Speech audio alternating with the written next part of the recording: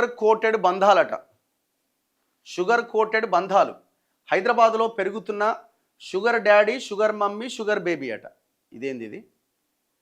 కెరియర్లో ఎదుగుదల, జల్సా లైఫ్ కోసం అలాంటి వారిని ఆశ్రయిస్తున్న కొందరు అమ్మాయిలు, అబ్బాయిలట. రాజధానిలో 11,000 మందికి పైగా షుగర్ డాడీలు ఉన్నారట. వారిలో వ్యాపారవేత్తలు, కంపెనీల సీఈఓలు, ఎండీలు, ఎంత బలిసినల వ్యవహారాలు అన్నమాట ఇవన్నీ. ఇప్పుడు చాలా వచ్చినాయి. హైదరాబాద్ కల్చర్లో కూడా కోలివింగ్ హాస్టల్స్ వచ్చేసినాయి.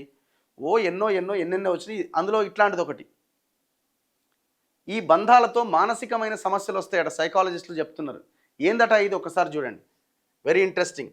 రాజధాని హైదరాబాద్లో ఇటీవల జరిగిన ఒక సుప్రసిద్ధ షోకి పలు సంస్థల సీఈఓలు, ఉన్నతాధికారులు దానికి వచ్చిరట. వచ్చిన వాళ్ళలో ఒక కంపెనీ సీఈఓ మాత్రం ప్రత్యేక ఆకర్షణగా కనబడ్డాడట. దీనికి కారణం ఏంటంటే ఆయనతో పాటు వచ్చిన ఒక అందమైన అమ్మాయి. ఆమె ఆయన భార్య కాదు, కుమార్తె కాదు, వ్యక్తిగత సహాయకులు అంతకంటే కాదు, మరెవరు? అట్లే ఒక అమ్మాయికి 3 నెలల కింద పెళ్ళయింది. భర్త ఆమెకు తాను చేస్తున్న కంపెనీలోనే మంచి ఉద్యోగం చూసిండు. కానీ ఆమె అందులో చేరడానికి ఒప్పుకోలే. పెళ్లికి ముందు తనకు మెంటార్గా ఒక కంపెనీ ఎండీ ఉన్నాడని, అతని దగ్గరే ఉద్యోగంలో చేరుతాను అని పట్టుబట్టిందట. ఎందుకు ఇంత పట్టుబడుతున్నది అని ఆరాధిస్తే అతను ఇటీవలే విడాకులకు దరఖాస్తు చేసిండట. కారణం ఏంది అంటే ఆ ఎండీతోని సంథింగ్ అన్నట్టు. అయితే షుగర్ డాడీ, షుగర్ మమ్మీ ఏంది? ఈ పదం చాలామంది కొత్తగా అనిపించవచ్చు. కానీ సంపన్న వర్గాలు అంటే బలిసినోళ్ళ దాంట్లో, మరీ ముఖ్యంగా వ్యాపార రంగంలో పలు కంపెనీల్లో ఉన్నత స్థాయిలో ఉన్న ఉద్యోగుల మధ్య వాడుకలో ఉన్న పదం అట ఇది.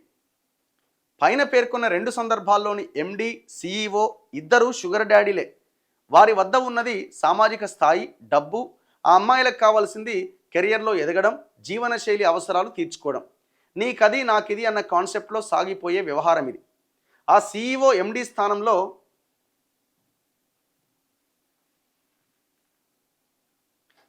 మహిళలు గనక ఉంటే వారిని షుగర్ మమ్మీలు అంటారట. ఇగో ఇట్లా. ఇప్పుడు నేను షుగర్ డాడీ అన్నట్టిన. సామాజిక మాధ్యమాల్లో ఫిల్టర్ల మాటున హైఫై క్లబ్బులు, పబ్బుల మసక చీకట్లలో ఈ షుగర్ డాడీ, షుగర్ మమ్మీల సంస్కృతి బాగా పెరిగిపోతుందట. వారిని ఉపయోగించుకొని కెరియర్లో ఎదగాలి అనుకునే, విలాసవంతమైన జీవితం గడపాలనుకునే అమ్మాయిలు, అబ్బాయిలను షుగర్ బేబీస్ అంటారట. ఇట్లా ఒక్కొక్కరిని ఒక్కొక్క పేరుతో పిలుస్తారట.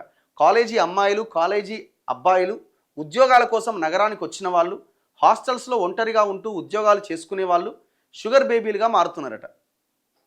వాళ్ళని ఎవరు తీసుకుంటున్నారు? ముసలాయనో తీసుకుంటున్నట్టు. వాళ్ళు బాగా బలిసిన వాళ్ళు అనమాట.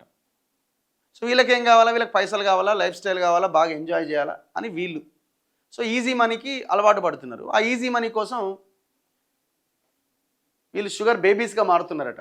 ఉద్యోగ, వృత్తి జీవితంలో, వ్యాపారంలో ఉన్నత స్థానాలకు ఎదిగి 5-10 వయసుకు దగ్గరలో ఉన్న స్త్రీ పురుషులు షుగర్ డాడీలు, షుగర్ మమ్మీలుగా చెలామణి అవుతున్నారట. వీరిలో ఒకరిది కోరిక అయితే మరొకరిది అవసరం.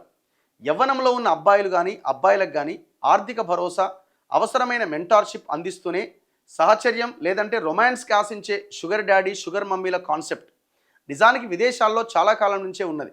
మన దేశంలో మాత్రం ఇటీవలి కాలంలో చాలామంది నిజమైన సంబంధాల కంటే ఆర్థిక భద్రతగా ఎక్కువగా ప్రాధాన్యం ఇస్తుండడంతో ఈ సంస్కృతి ఇక్కడ వేగంగా వ్యాపిస్తోందట.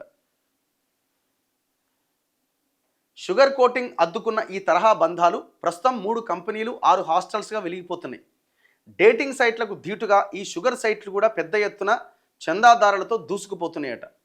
మల్టీ మిలియనీర్లకు మాత్రమే షుగర్ డాడీలుగా మారే అవకాశం ఉన్నప్పటికీ హైదరాబాదులో 11,000 మందికి పైగా వ్యక్తులు షుగర్ డాడీలుగా తమ వేదిక పైన నమోదు చేసుకున్నారట.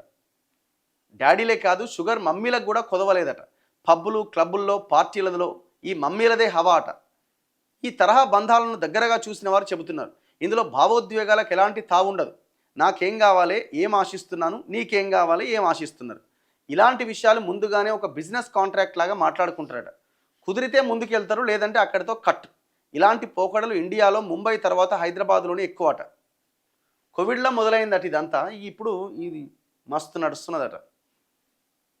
అంటే ఎవరికి కావాల్సింది వాళ్ళు సెట్ చేసుకోవడానికి జరిగే వ్యవహారం అన్నమాట ఇదంతా.